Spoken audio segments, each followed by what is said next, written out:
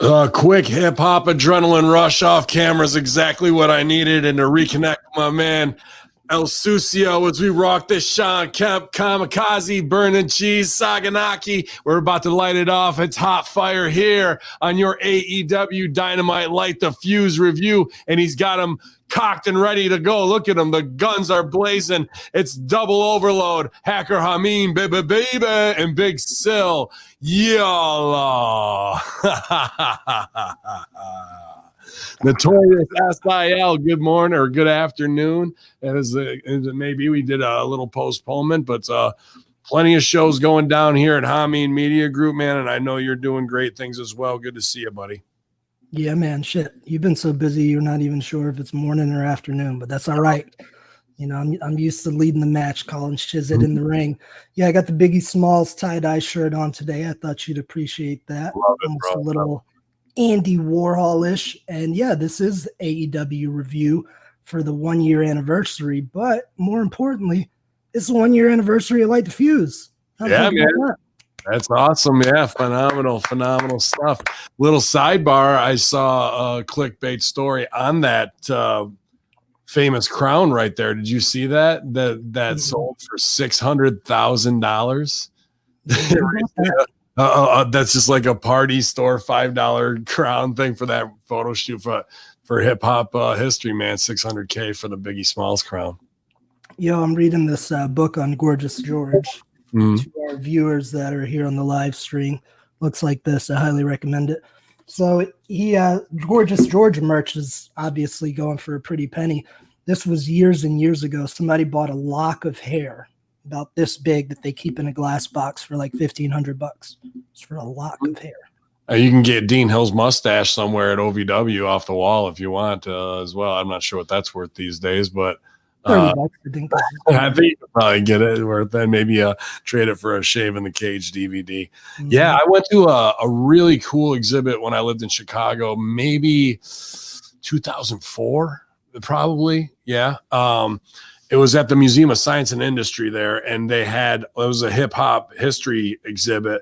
So they had the Biggie Versace suit, they had the Busta Rhymes big puffy thing from the video, they had Terminator X's turntables, Run DMC's Adidas and the whole getup with the hat and the chains. Man, what else did they have? I mean, there was a bunch of things there that were just like of those kind of museum quality pieces. And then when I saw this story earlier in the week, that was pretty cool, man. I was like, oh, dude, that's something of true value based on history. You know what I mean? Because what else is it? A $6 party store thing, but you wearing that shirt today definitely popped me as well. And I'm just glad because I've been having I've been, not wanting to step on people, but you got to regulate the locker room. That's just the way it is. And I don't like to be that guy or be made to be that guy. I don't get off on that shit and it fucks up the chi of my day. So I've been looking forward to getting to connect with you because you always are the yin to my yang and fucking balance me out a bit, man. So I'm glad to see you, bro. Bringing you back to center. It's been a hard job, man, keeping you out of the clutches of Braun Strowman, some robe Englishmen's after you. Everybody wants a piece, a $5 face slap. I don't know. You're a popular man. It's everybody wants some of the heat, and I got plenty to dish out, but they don't like. They're poking the bear, man. I try and keep a pretty business face most of the time, man. Fucks with me, you're gonna get burned in public, man. I don't want to be slapping tits, but that's the way it does it. But I don't want to be doing that today, man. I want to be cool with you, dude, and it always is, man. I always feel like a little bit more of a rock star when I'm around El Sucio, bro. That's right. What's going on with you? I just got back from PT. They whooped my ass today, but I got a little rest before we got on air, so good to go, man. I did some shit called exertion tests today, which is exactly what it sounds like. They purposely blow me up and then ask how my brain's feeling. So thank you, asshole. Oddly enough, the doctor who's treating me went to Bellarmine with our own Ted the Man Beast, and he knows nice. So excellent. That way, man. That's cool. And I take a lot of whatever. I've got some aches and pains. Dr. Ted's the first one I hit up to as well. And then usually the Stevie Richards resistance is what helps me work through some stuff. I have been one thing. I don't know how much you're doing physically and whatnot. I'm sure yeah, I was gonna say pretty much with movement. I sent it to Jenna, but dude, I'm hooked on this precision striking channel on YouTube. The guy is really good. I was doing Shane Fazen's fight tips, and it's good, but it was $9 a month, and I was like, I was using it, and I was learning some new style stuff. I liked it, and I like to support him. He's kind of doing the same thing Stevie is, you know, a good dude. But this guy on precision striking, it's free, and dude, he's got workouts that are all Mike Tyson based, all Floyd Mayweather based. I did Canelo last night. And well, it took me 2 days because that's an hour and 5 minute workout. I couldn't fucking swing for an hour and 5, bro. My arms were jello. But I like the Canelo punches. They're more like how I would naturally fight. The Tyson, that I'm 6'4". I'm not gonna be down fucking crouching to like get underneath punches and hook and shit, you know. But to do all those combos with my abs were killing me afterwards, or where my abs should be, was killing me afterwards. And I really love it. But I sent it to Jenna Van Muscles for precision striking. And I think she, as much as I've seen her doing Muay Thai wise, I think she'll love it because he does a lot of drills. He's got a lot of blow up drills. He's got a lot of combination workouts. But these things, aside from shadow boxing, where you can shadow box with him, I really like that, where he's throwing stuff and you're slipping and what have you. But he's also got pad drills, so he teaches the combos. And as he breaks them down, he goes back in through these whole videos, 48 minutes, and puts in every on the pad, pop, pop, pop, is in there. So you like bing, bing, bing, and you feel it so much more, dude. And that's paid subscription level worthy of work of what he's giving away for free on precision striking. So if you guys are looking for just a killer cardio boxing workout and really increase your hands, and like the Mayweather thing was cool because it was like a 5-part combo that Mayweather does, all built off the cross or straight cross straight. But in between it would all link up, and when Mayweather does it, it's fucking you know, so fast. But he broke it all down, and by the end of that 48 minutes you can do the whole fucking thing. And now I can beat Floyd Mayweather, I guess, that's my next competition. I'd pay to see that. I'd throw down the $100 for that pay-per-view. It'd be good. It'd be a hell of a fight. You know, I've been watching a YouTube series as well on some hooks from Snake Pit USA. In my wrestling class, I teach shoot wrestling as well as pro wrestling, and some basic striking too. Like, I want my guys and girls to be able to fight. I want them to be able to defend themselves and make wrestling look real, like it was meant to be made to look. But anyway, I digress. Check that out, man. Snake Pit USA. Pick up a few hooks. They're in your pocket in case you ever need them. Some of them are fucking so deadly and simple. Some of the toe holds on there, dude, like one of my unlucky students decided to let me demonstrate on him, and literally like 20 pounds of pressure in 2 seconds, and you could fucking snap something. Like, they're ridiculous. Check those out. That's just YouTube, Snake Pit USA. Mm-hmm. Definitely gonna get on that for sure, dude. Have something ready just in case I gotta fucking throw it down on Braun. He never sees it coming. You know what I mean? I don't know what to do with that toe. Shit, I'm about $160 right now at best, and I could catch Braun in that toe hold. Nice. Well, then I feel good about it already. We already got our strategy wired. Just kidding, Braun. I love your work. I love you. You have a beard, and so do I. You have a job, so don't I? We're friends, though. Yeah, well. Speaking of friends, my old tag team partner, Lars Sullivan's back in the news, huh? I was going to say, Lars, as much as I don't want to, it's going to be a Hamin over strong day on Silvio today because I'm loaded for bear because hunting season opens on fucking Saturday. So I'm just fucking getting her all greased up, boys. Yeah, dude.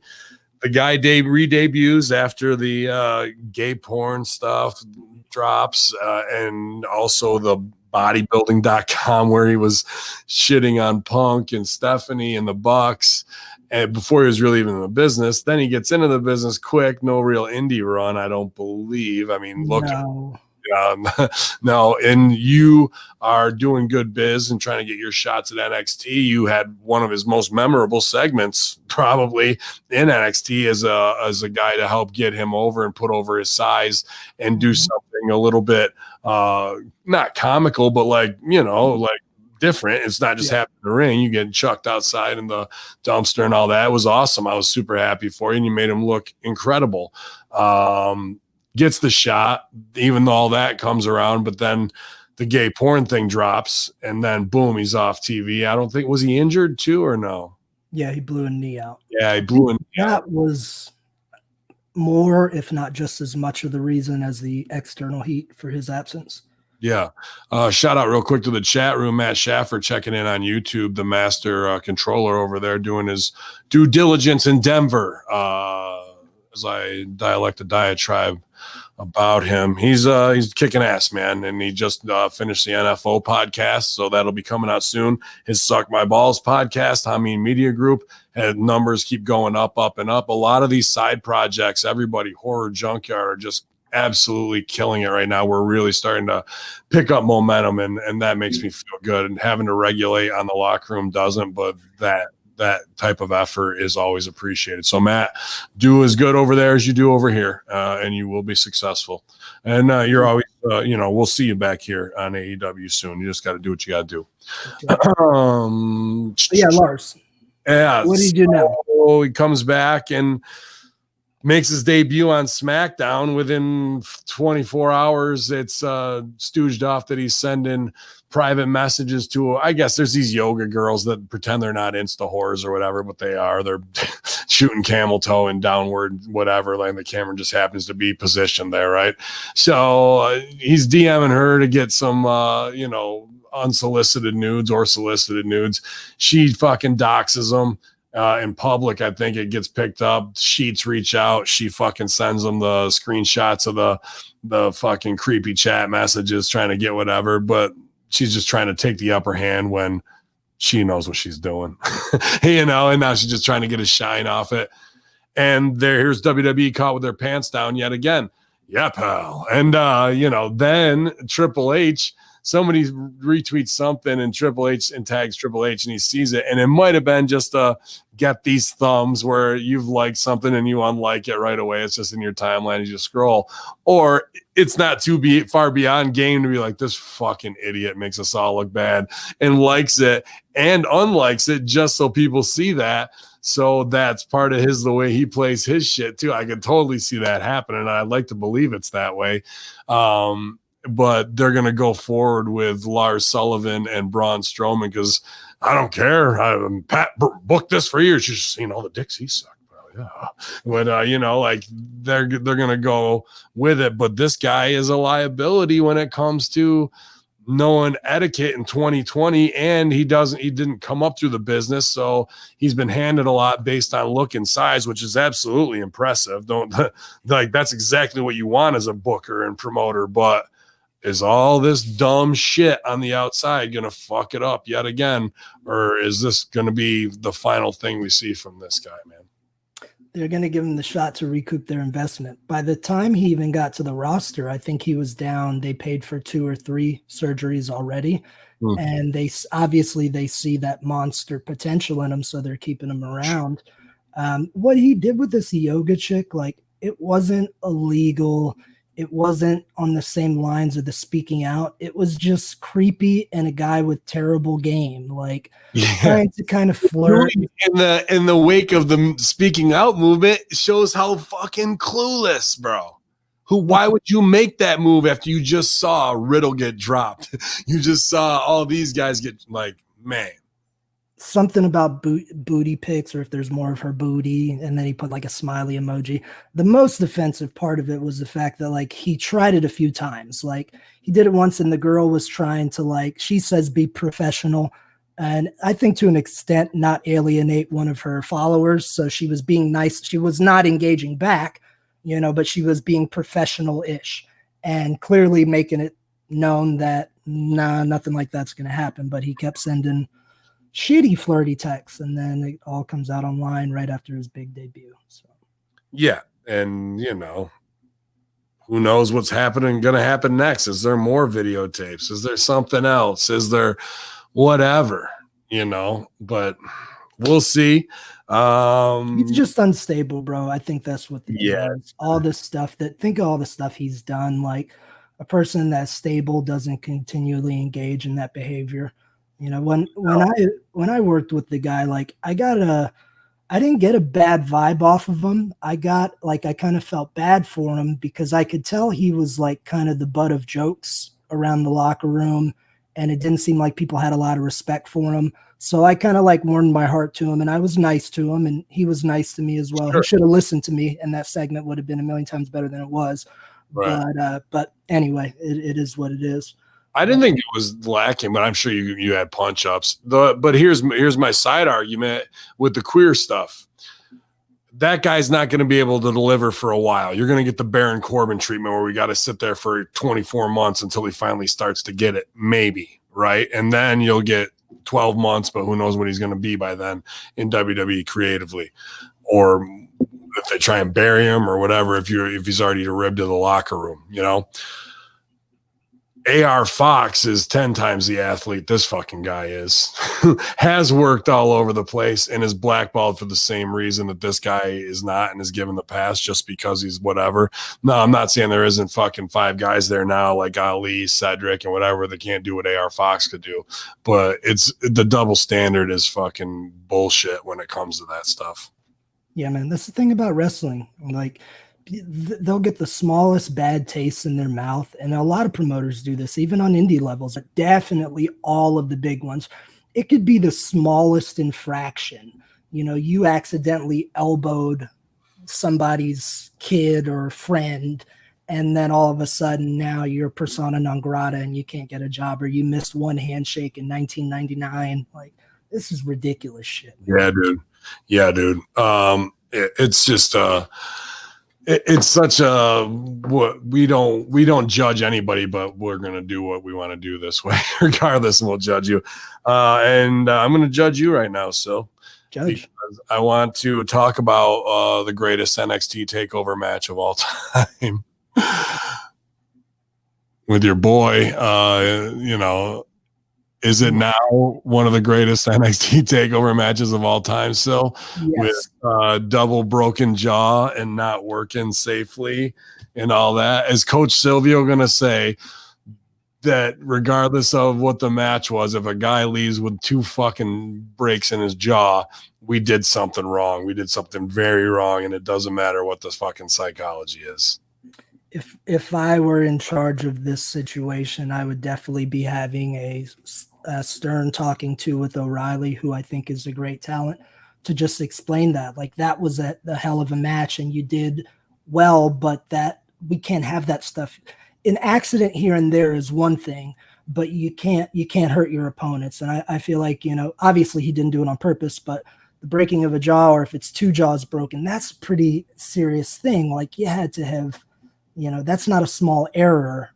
So I would just make sure that he's reprimanded and understands, you know, what not to do and tailors his style going forward to not hurt others.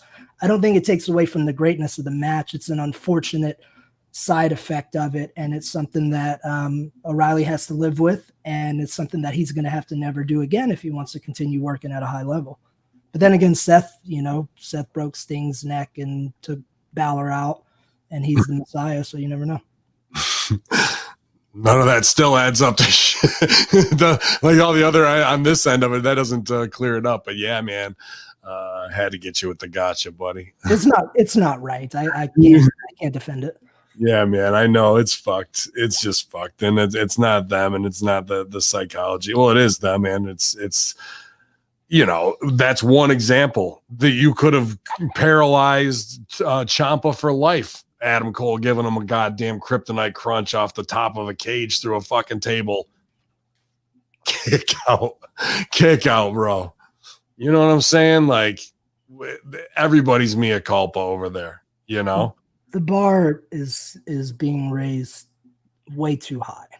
And part of that is not, you may disagree with this, but a lot of this is not this current generation's fault. People have to remember what came before us was Onita, FMW, and ECW, and Mick Foley getting thrown off a steel cage before we even stepped foot in the ring. So by 2002, the American audience had seen everything you could see, from people being on fire to thrown off of balconies. So what the fuck are we going to do now? Exchange fucking wrist locks for 30 minutes? So I think all the stuff we're seeing now is born from that era of stuff happening. And unfortunately, some people continue to push to unsafe levels, myself included at times. When you jumped off, more safe. When you jumped off the top of the cage, wasn't that the finish? So that is a common misconception. Everyone thinks it was me. It was in fact Jimmy. It was Kamikaze. I thought you both.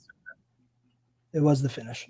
No, I was too afraid to get all the way up there. You fucking kidding me? It's like 30 feet high. That was fucking way high, bro. And it was the finish. These examples I'm giving you are not the finish either. And I'm the show we're about to review. I didn't even take notes. I should have, but like there was a lot of things where I was like, there's the finish, and I would just go kick out before they even get to the pin. 1, 2. Like, dude, anytime you would have hit me with that, even on were they on Raw or SmackDown? Whatever. Fucking Kevin Owens versus Aleister Black off the top rope, gives him a double stomp through 4 chairs. 1, 2, kick out. 15 seconds later, Owens up, stunner, lifts him up, slams him through a fucking table. 1, 2, 3, bro. If you hit old Hamin with the fucking double stomp through the 4 chairs, that's all she wrote, B. That is all she fucking wrote. You know what I mean? Like, I just don't understand. So it's not even NXT. There's complete regulation on that level too, bro. It's everyone. It's not just NXT. It's AEW. It's across the board from the indies to major TV. In fact, I would say the least offensive of that type of behavior is the WWE main roster. You know, it's just the way it is. I would agree with that. Do you want to say any statements on air that you said off air last week about this show, like you felt about that? Or no?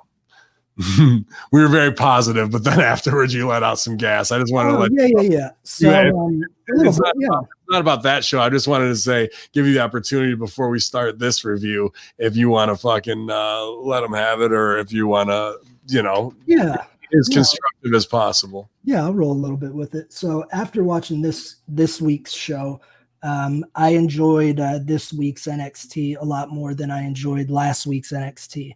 I'm sorry, AEW. And I was thinking about why, like, what was it that I didn't enjoy? Why did I find this one better?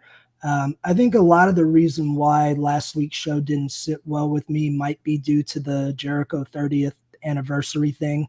Like, I felt like, as somebody who's watched Jericho for years and somebody as iconic as him, like, I feel like all the fucking cards should have been pulled out for that show.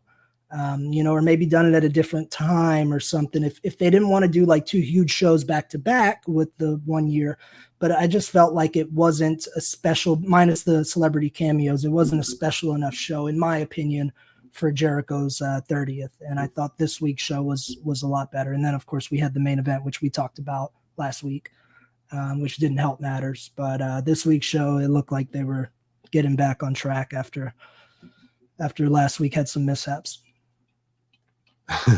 Yeah. I don't know, for a 1 year show, and I'm thinking to myself, well, we need highlight clips, and what highlight package we put together. I thought we were missing a lot of, like, it's the 1 year, and here's this stadium fuck over, and here's him riding a horse, and here is like a couple different things.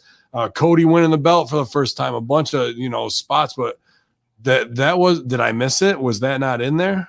To my knowledge, they showed one video, and it was during picture-in-picture, so I could still watch the highlights, and they had a lot of the stuff you're talking about, probably most of it, but I couldn't hear audio and I couldn't hear music. Like, when I see a highlight reel, I want to hear the music. The music is part of it. It's called a music video. So I was a little disappointed that was during picture-in-picture, and I think that's something I think that's something the viewer would be interested in seeing and hearing as well. Well, I watched the chop version on fucking bootleg, so that way it was cut up instead of into 2 long things, which sometimes when I watch it, it'll have all that in there. But this was like, here's the show, they go to commercial cut, come back.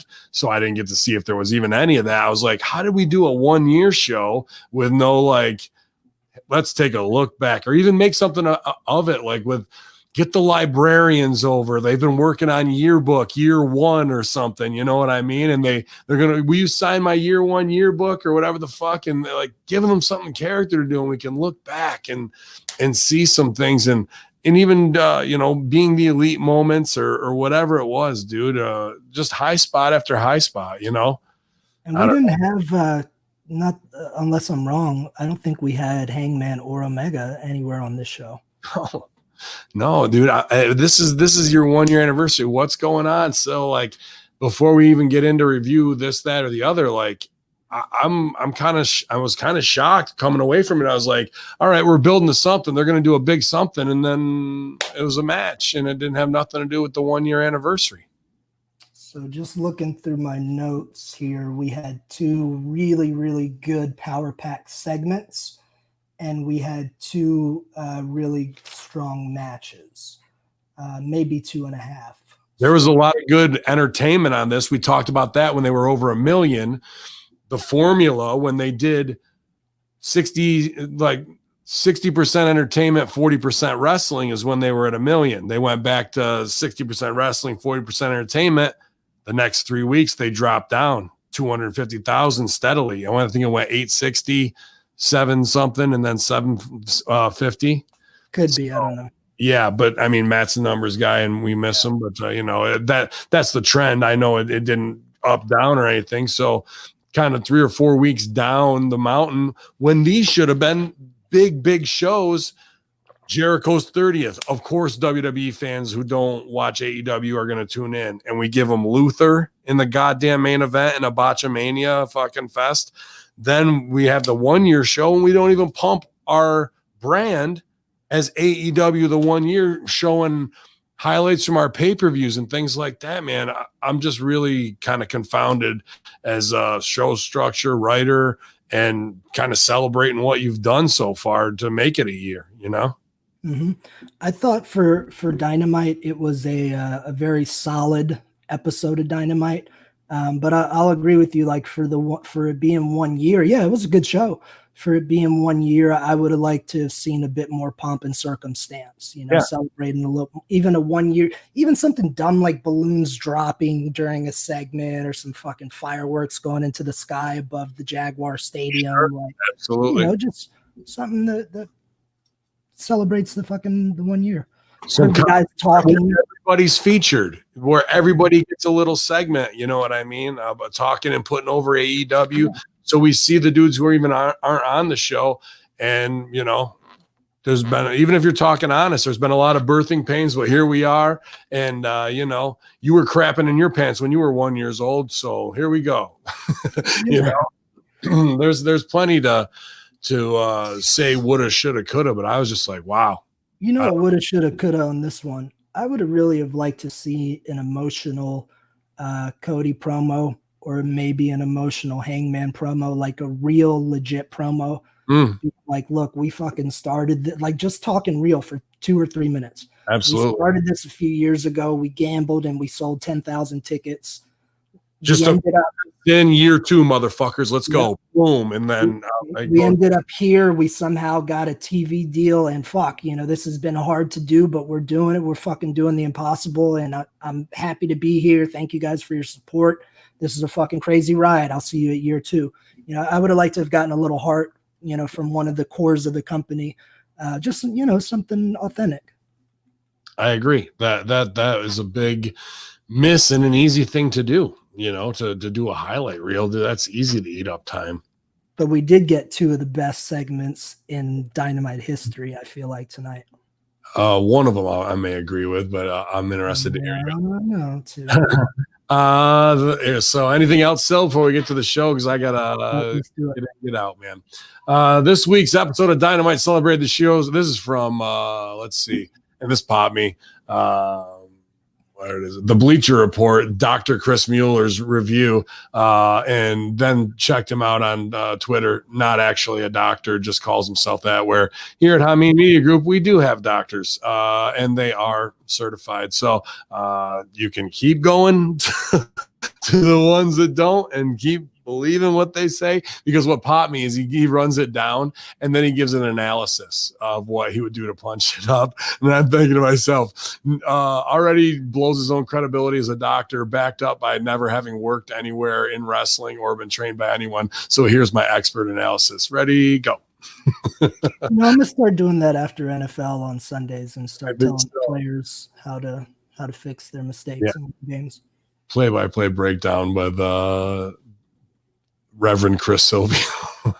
This weekend episode of Dynamite celebrated the show's 1-year anniversary with all 4 of the company's titles being defended and much more. The tag team championships were up for grabs when Cash Wheeler and Dax Hardwood, FTR, took on the Best Friends. The women's division were highlighted with Sheeta puts her title up against Big Swole. Cody, who just regained his TNT championship, faces Orange Cassidy. And finally, Lance Archer gets his shot at Mox for the heavyweight strap. We also saw Miro and Kip Sabian, aka Rusev and Kip Sabian, in action, and some special surprises to celebrate the 1-year anniversary of Dynamite. Let's take a look at everything that took place on Wednesday's show. Good copy, Doctor. I like that copy. Thanks, Doc.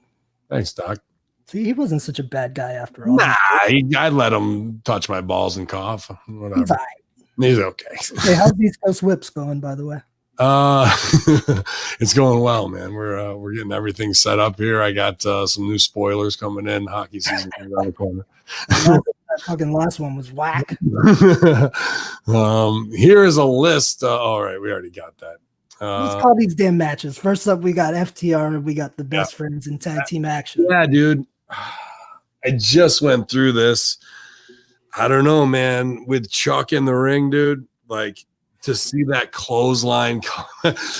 1, 2, 3, nothing. Duck. Here he comes. Clothesline over the top rope. 4. I was just like, oh, dude, we are in preschool with this level of wrestling. Preschool.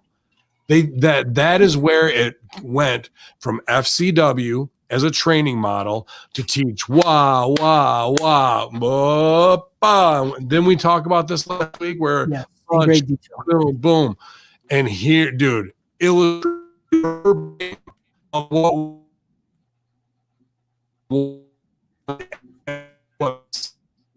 the wrestler was realized in the indies, and that's all they know now, bro. That's all they know. You got robotic for a second there, so I believe the audience heard indie, curse word, clothesline, FCW, curse word. So it actually turned out better that way and popped. Turned out good. Banging. I saw you laugh, dude. Let's talk about the match. I was excited for this one. Those are 2 teams that I think could work well together. I'm a big fan of FTR. I fucking love Trent Beretta. And I like the Best Friends as a team. And I think Chuck is a talented worker. We've said some things that could make Chuck even better and bigger of a star. Yeah, he has the charisma. That's the whole thing. Like, it's there.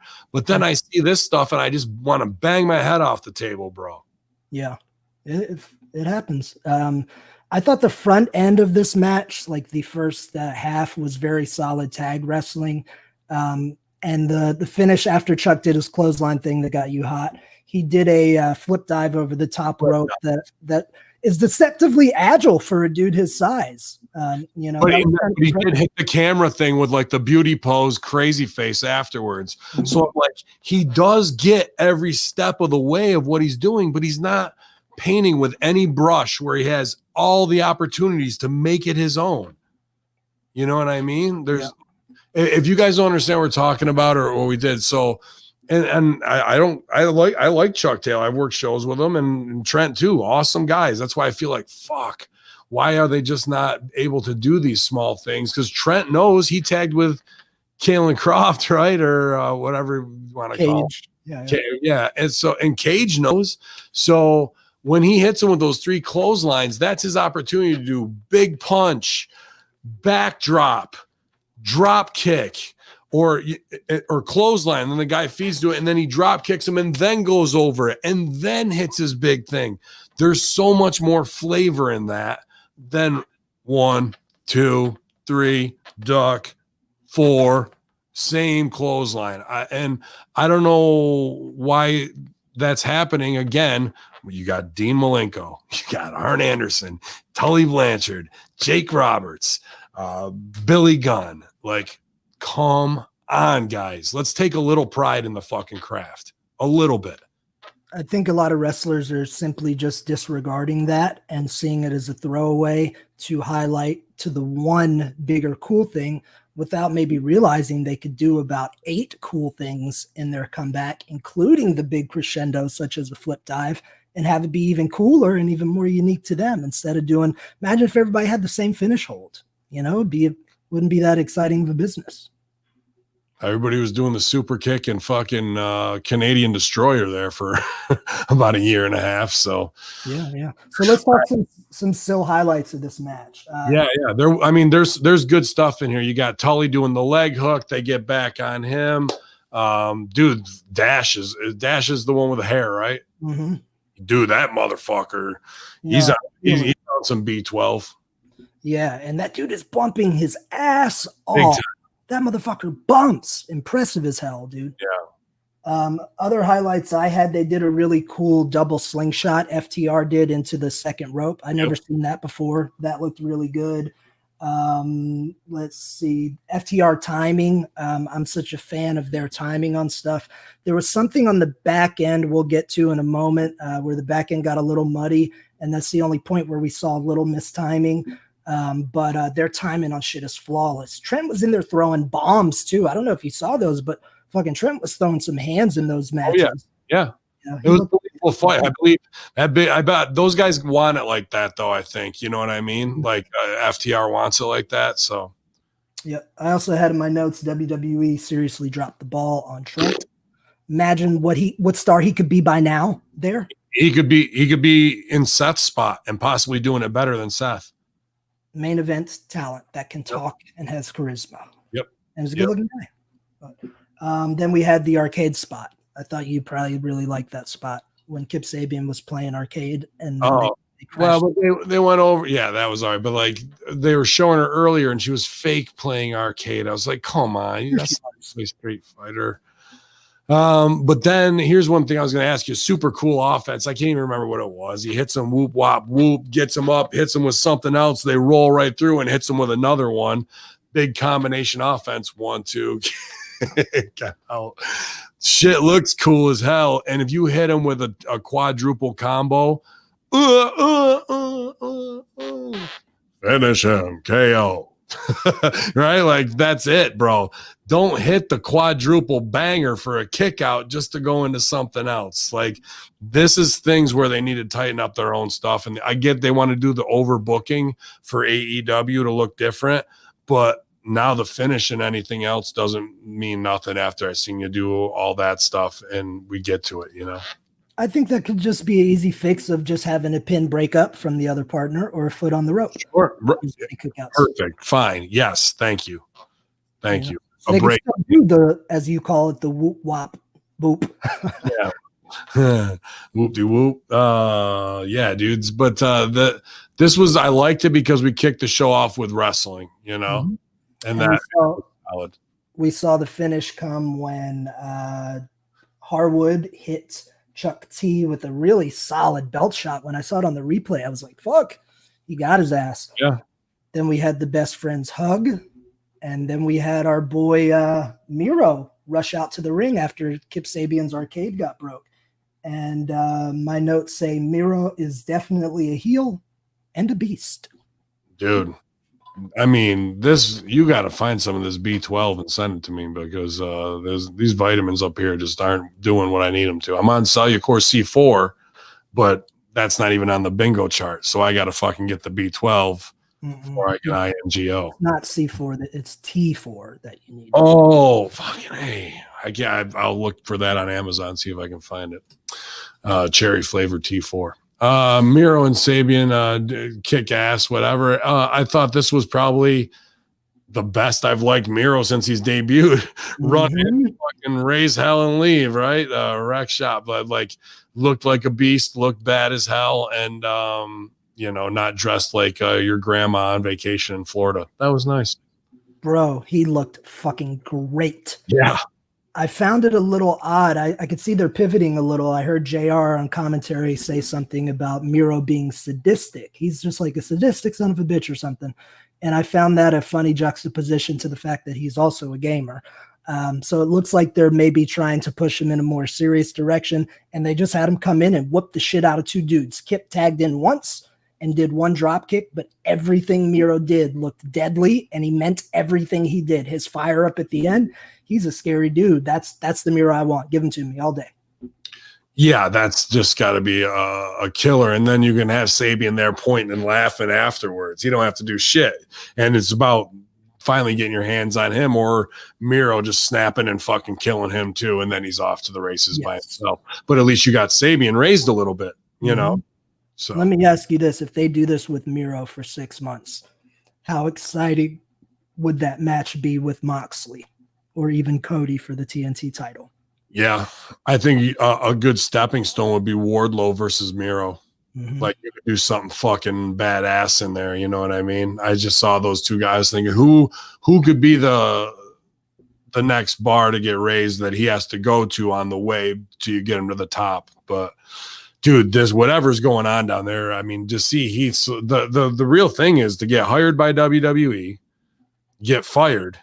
That's when you find the secret to fitness, because you're too stressed out at WWE and they don't have any weights for you to lift or nothing. And then you can get in your best shape possible, whether it's Heath Slater, Zack Ryder, Cody Rhodes, Miro. I mean, all these guys are just working out hard. Well, also COVID, you have to remember there's a spike in home gyms. Like I now have. That's true. How long till Khan's on B12? Go look at some recent pictures. I think he's healthy and wealthy and wise. You can't disregard or discredit Florida Sun to think of all the vitamins. Vitamin D. Lars getting plenty of vitamin D. He's back on the scene.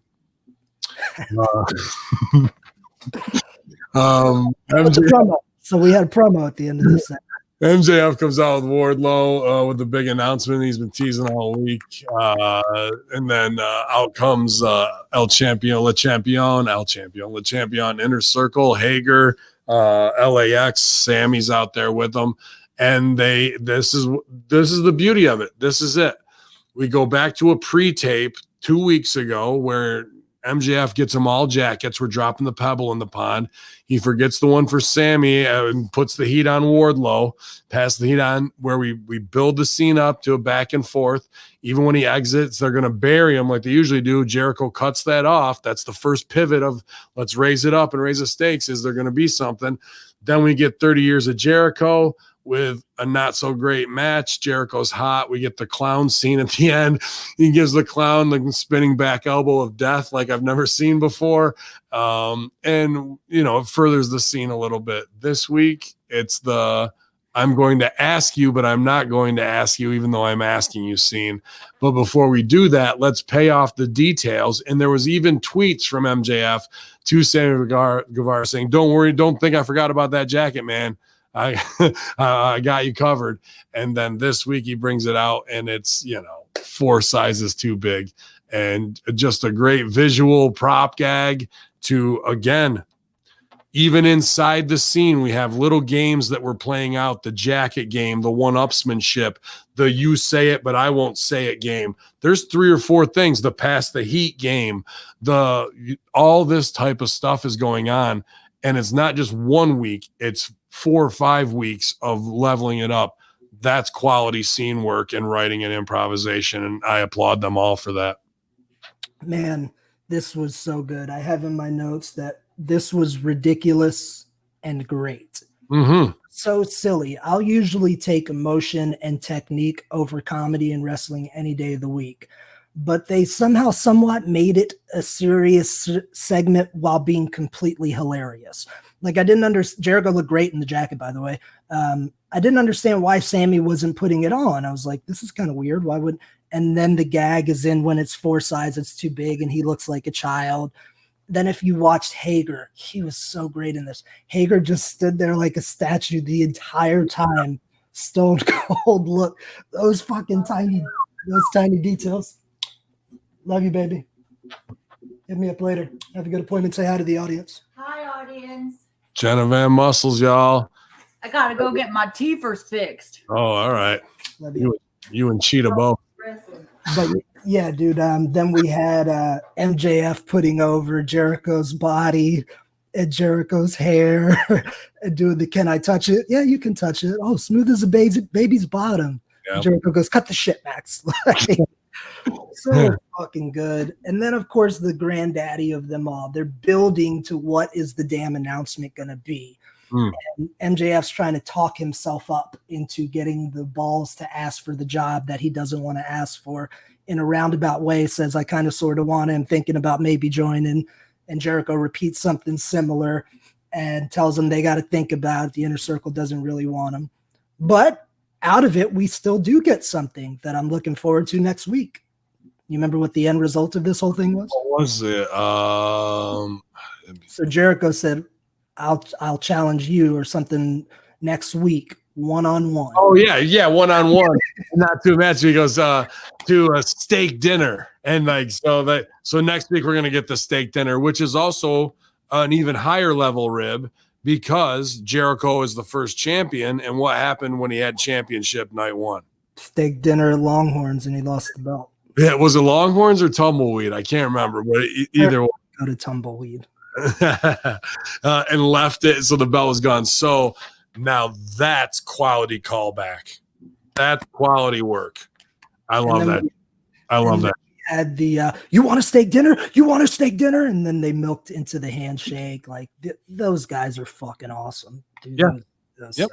And guys got to stick to their parts too. Sammy played their game. LAX were the hardcore dudes, tell them to F off, and then Jericho had to calm the dogs, the Rottweilers down.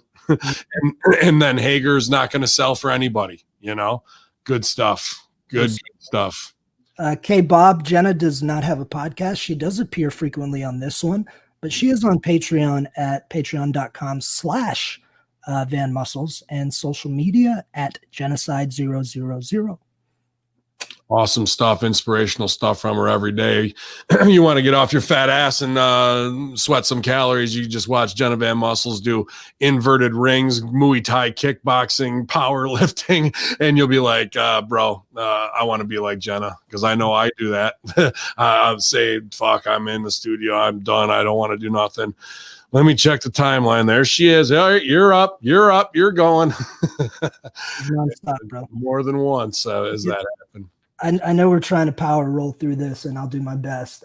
Did MJF remind you of any performer that you know personally last night during this promo? Because he certainly reminded me of somebody that. Oh, he reminded me of Jamin a lot. Yeah, absolutely a lot, dude. Yeah. Listeners, go look up Jamin Olivencia. It's the agreeability of like, oh yeah, okay, yeah, buddy.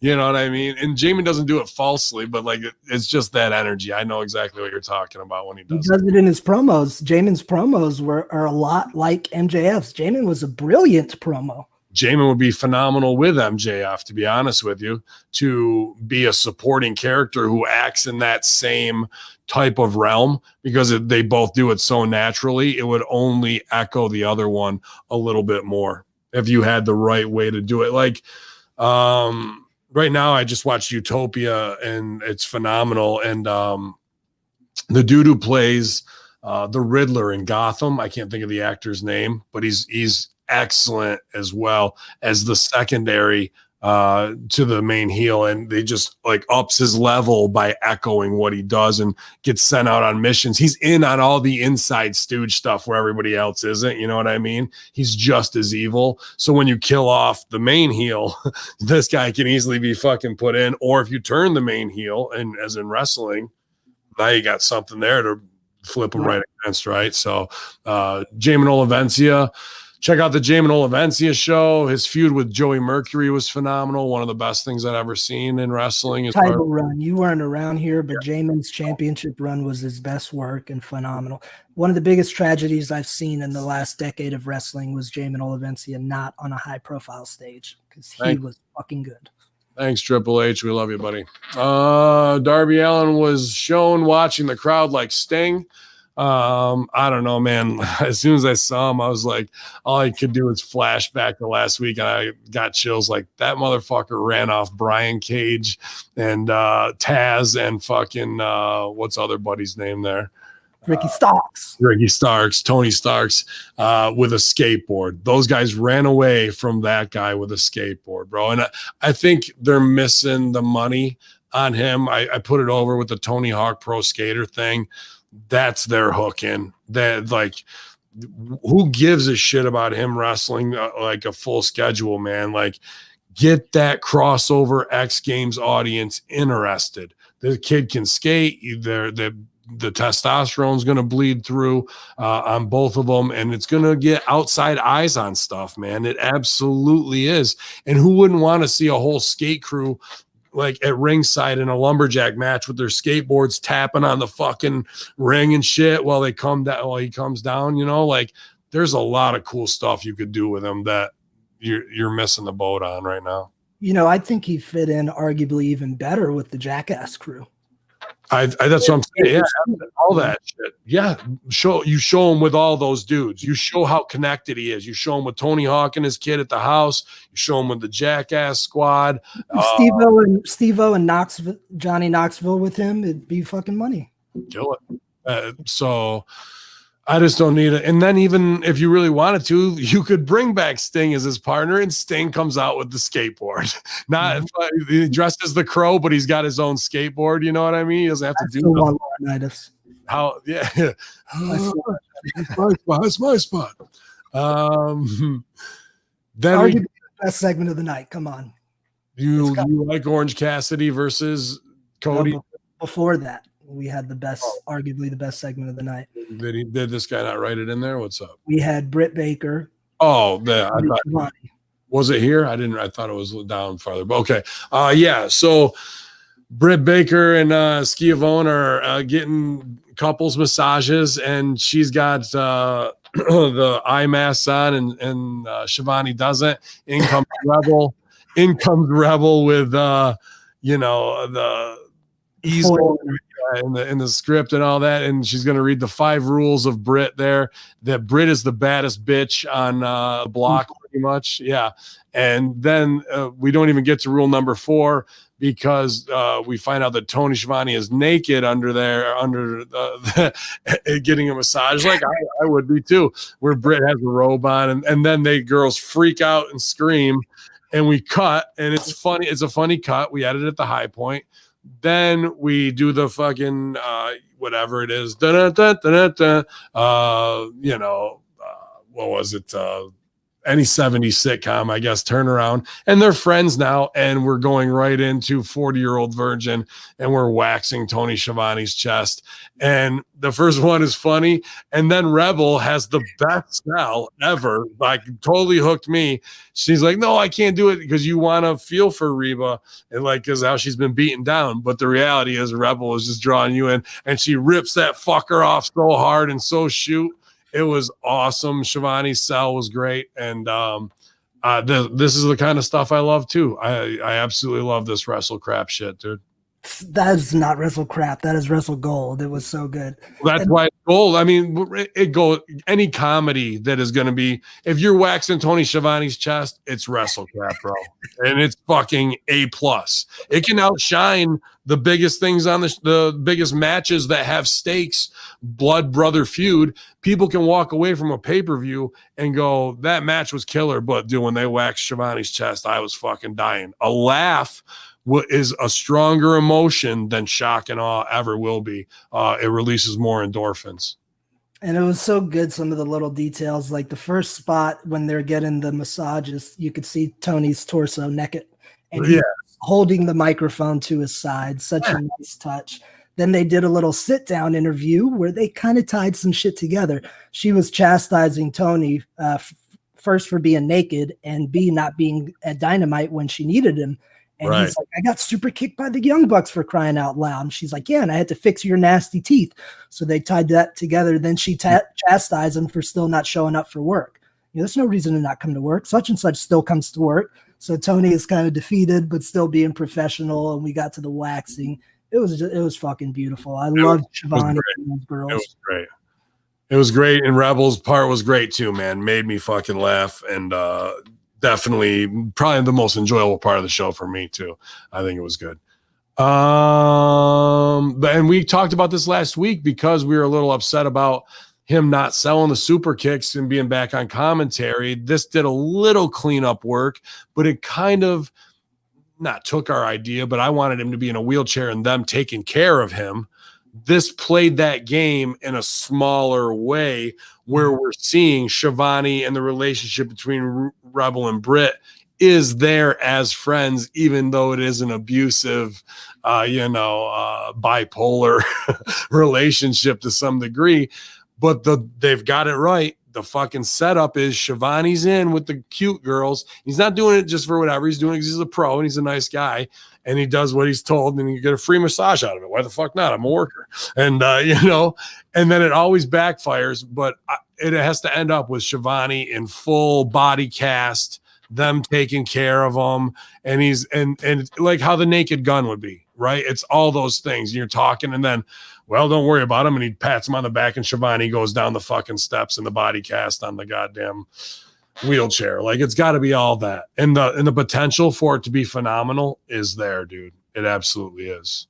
I want to see them doing everything. I want to see them going out for ice cream together. I want to see them on the beach with Tony with the goop on his nose, everything. Hey, do you think that was a rib on Tony, the waxing part? Because he got super kicked and then waxed. Dude, absolutely it was. Absolutely. Why wouldn't you would just give that rib up and stooge it off? You would give that up in wrestling? No way, bro. Who's behind it? Cody? Everybody. Everybody's in on it, bro. Everybody's in on it. And it's gonna get Shivani over more than he ever has been. And he's gonna endear him in the hearts of people like they love JR and they love Mean Gene and they love Finkel. That's what it's going to do for him. And who cares? He's having fun, man. Rebel looks like a woman next to a girl. Shout out to our girl Reba, also part of the fam family over there with living in paradise. And she does look like a real woman because she is one. She was also a Dallas Cowboy cheerleaders, and they're pretty selective about who they let through the front door. So she is every bit a woman, and she's also a huge goofball nerd, which is super awesome as well, man. She's not a stuck up, Sure, she does hair and makeup, so you're going to be 45 minutes late for wherever you go, like any wife will, but she's going to look like $1 million. Shout out to her. That's right. We love her. And don't go disparaging whoever said that comment. Thank you for the compliment to Rebel, who is that, yes. But don't you go disparaging the good name of Dr. Britt Baker. She's a dentist. God damn it. OC avoided a double axe handle. So we get Orange Cassidy versus Cody. Cody looks incredible. I mean, packed on muscle, and already the black hair's gone back to blonde in 2 weeks. I don't know if that's because of his Stephen Amell project. Maybe something there where he had to change his hair for some of the shooting or something along those lines. They're doing testing or something. I'm not sure, but now he's back to blonde again. So that had all the marks talking, whatever. He's in the best shape he's ever been in. Mm-hmm. And now he's got to pull time with Orange Cassidy trying to do bits and be like, all right, I'm just going to show frustration instead of just knocking his head off his shoulders, which he did 4 or 5 times, and they were all in the right spot. But I just kind of like halfway through this match go, this is why you don't put Orange Cassidy in the ring to do these types of matches, because it's overexposed and it looks and sounds fun on paper like you could work it, but it really doesn't raise Orange up. It doesn't, and it lowers Cody's believability as a fighting champion that he couldn't put Orange Cassidy away with something nasty in the first 3 minutes, dude. Especially coming off a dog collar match. I just did, and I'm no doctor. The doctor gives this one an A-. I don't think the match was bad. It's just like I don't think it ever should have happened, and it did bad business. Cody, you're right. Cody looked great, and I'm glad he's back to the blonde. I wish he would have been blonde last week, so the juice job, double juice, would have stood out even more. Oh yeah. But he looked great. And the thing is, man, like, I don't even know how to. They did a lot of good stuff, and Cody was intense and believable, like he always is. I think he's a phenomenal worker. I'm at the point, man, where I don't know what to do. I can't even really critique Orange. I was watching the match, and Orange did a bunch of fancy, like little reversals and pins and like some cool looking stuff. But he did it in such a way that you could tell that it was like a routine. So I was about to write down in my notes, hey, Orange needs to make his stuff a bit tighter, more solid. And then I started thinking, I'm like, well, would the Orange Cassidy character really even know how to do that stuff at all? And should he look like a badass when doing moves? So my mind kind of went everywhere because a part of that slack delivering something. What's that? Are you trying to say you want him to be a slacker when he delivers something? Like it should be safe but look lackluster? Or is he just lackluster and slack, and then when it's time to snap something, it's clean, and then he just goes back into it? I was about to say he needs to put more snap on his moves and make them look more real. Okay. Then I started thinking, well, the Orange Cassidy character, probably wouldn't even really do a bunch of those type moves anyway. So like, I don't know what to do with them because he can do this stuff and it's got some comedy to it. But I think the main word to use might be overexposed. Like he did a fine job. There was nothing bad about it. Yeah. As a booker, I don't know what to do with it. Well, here's what's bad. They work in that leg heat. And he's selling the leg heat, and then they come back in and he does his snap package, Michinoku driver, bomb, and his leg's fine. Then he goes into the corner and tries to run out and sells the leg heat again. I don't agree with any of that, dude. Why just to do some high spot, get your shit in stuff that's going to be a falsie where sell it because you need a wah, get into it. Just be on the sell. Be on the sell the whole time. Like, you don't need to get those moves in, dude. And you not selling that heat for those 2 beats, bing and boom, where your legs are fine. Like, you could barely stand up, but now you can gorilla press up a dude twice your size and hit him with something and then do something else and it's fine. But then I'm going to go over here and fall down. That's bad work. Like, we got to eliminate that kind of stuff too. The only real critique that I thought and I had written down at the beginning when he did the pockets and Cody shoved him, I like that. Then Orange got serious and started circling. What I wanted him to do after he aggressively circled is I wanted him to stop in defiance right in front of Cody and go right back to slacker pose. Just to mock him and piss him off more.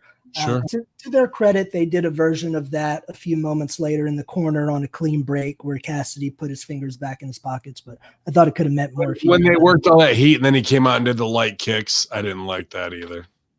Yeah, it's just weird. I don't know. Like, I don't know if he should be doing wrestling moves or be doing comedy or both. Jumping out of a trunk at the last minute of a match and being out of nowhere. He should not be wrestling like this whole match never should have been on the card, man. And really, after coming off of Brody in a dog collar match to set this up in the segment last week, man, boy, did that just make Brody look like shit, in my opinion, dude. One of my students asked me, they said, after watching the match, they said, does it make sense that he went to a draw with Orange Cassidy after he beat Brody last week in a dog collar match? And they asked me what the psychology was. My answer, the only answer I could come up with is they've been pushing Cassidy and Cody could use the chain. The reason why he was able to beat Brody was due to the chain. That's the only psychology I could think of. But is it right that he beats Brody and draws with Cassidy? I don't think so at all, man. Like, that's just them going, oh, we don't want him to beat Orange Cassidy because they're both babies. So how do we do it? We finish clean on a draw that way and go to time limit. No, dude. Like, don't do it would have been the better answer, I think. Don't do it. And where are the big brothers, man? This is where Strangler Steve, Josh, you, me, this is the come here, man. Come in this room for a minute. These guys are going to tell you whatever they want to. Here's what real business is. Okay. Here's your options.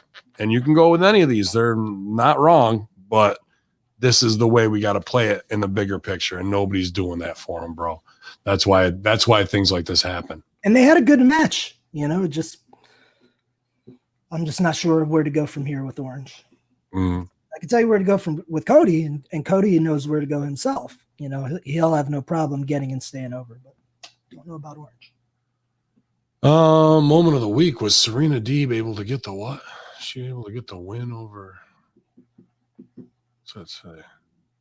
You must be watching the wrong show. I don't think Serena on this show. It's in his thing. Oh, to move up the rankings. This is her versus Swole.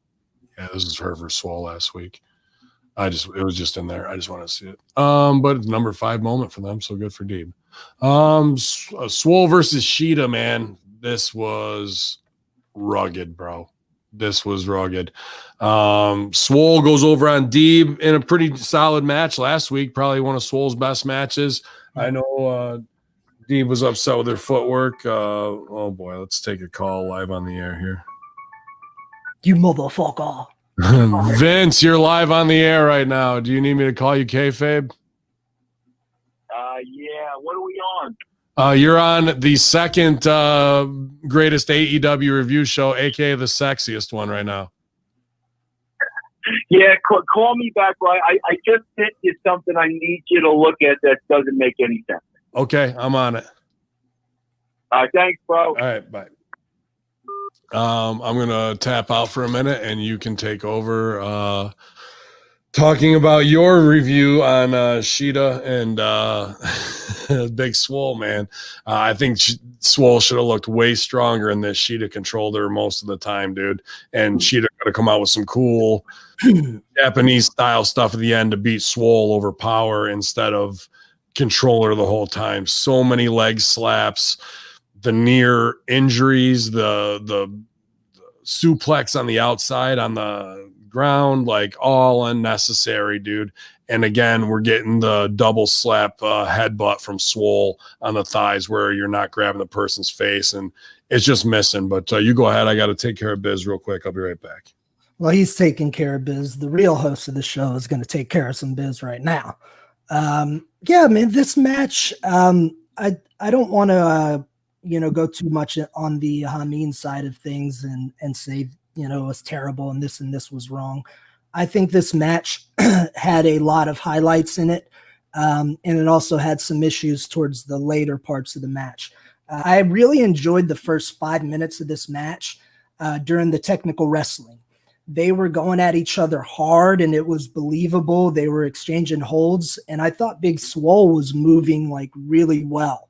Outside of her match with Serena, that's the best I'd seen Big Swole look. And I even turned to Jennifer a minute and I was like, damn, she must have learned a lot in a week. Like, this is the best Swole's ever looked. And they got into like a arm drag each other spot where they both go for it at the same time and fall on their back.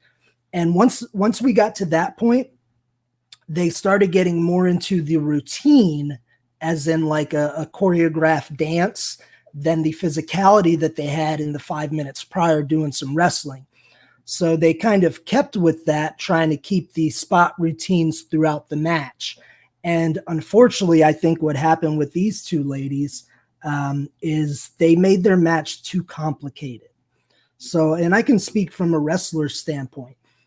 It's very, very hard to remember every single detail of a 8-minute match, let alone a 15-minute match, especially when you're going into intricate detail. For instance, you're going to shoot me off the ropes. I'm going to reverse. I'm going to drop down. Then you're going to throw out your elbow. I'm going to reverse. I'm going to head scissor you. You're going to drop kick me. Then we're going to get into this. That's just one sequence. So these ladies probably had, I don't know, I'd have to count, but these ladies probably had somewhere around 8 sequences that complicated. And either somebody forgot something, there was a language barrier, or somebody was out of position. When that happens and you have to get to this next part of your routine, I'm kind of breaking the fourth wall a little bit here, but fuck it. That's when you start seeing what people might misconstrue as a botch, or that's when the audience can tell something is afoot, like this doesn't quite look right. And that's why. So this match had too many of those because simply they just planned too much for the match. It didn't need all that. I was down with the wrestling. They could have done that. They could have got some of Sheeta's best moves in, some of Swole's best moves in, and just had a physical contest where they're striking and doing wrestling stuff on each other. Once we got outside and into the spots, that's where some things went off the rails. Like Hamin pointed out, the suplex. That's something I probably wouldn't have volunteered to do. Swole is the heavier of the two. And I know Sheeta's a good athlete and a pretty strong girl, but just looking at that, I could tell you that that's not going to work, right? Like if I was the agent, I'd be like, switch roles at best. I'd probably say don't do that, but at best switch roles and have Swole be the suplexer. So I don't want to come out and shit on the match because it was by no means rotten or anything like that. They just could have had a way better match, but they wanted to overcomplicate it. So keep it simpler, guys. That's the best advice I can give. Not every match we need 1,000 reversals and high spots. So to summarize what I said, pretty good stuff technical wrestling wise. Where the match went off the rails was when they decided to make it too complicated and do too many spots. Yeah, too much footwork, bro, and too much 50-50. They call her Big Swole for a reason, man. Let's show that she's swole. Sheeta, you want to see her fighting from underneath, and to get that sweet reversal out of nowhere at the end because she outsmarted the athlete and got a little something on her. Or, we got a kendo stick out there. Don't bring a weapon unless you're going to use it. What's going down? So I don't know, dude. Sheeta just looked way too strong, and the screaming into the camera for no reason was a lot of cover BS for empty arena. And it took me out of the match of that's not who I think of Sheeta as, in the camera, I don't know. And she needs to go see Britt Baker too and get her teeth worked on if she's going to be doing that spot 4 times in one match. But one guy who's done with work, he's clocked out for the day and he's punching in here at his second gig. It's On Call MSG, ready to rock the house. How are you, buddy? I'm doing good. I was just eating some eggs, and then I saw that you had to step away for a moment. I was like, well, I'm here. I'll just, I got my gear. I'm ready to go. So that's it. He was, man. But you were just sitting in the locker room waiting until I punched you in. That's fine.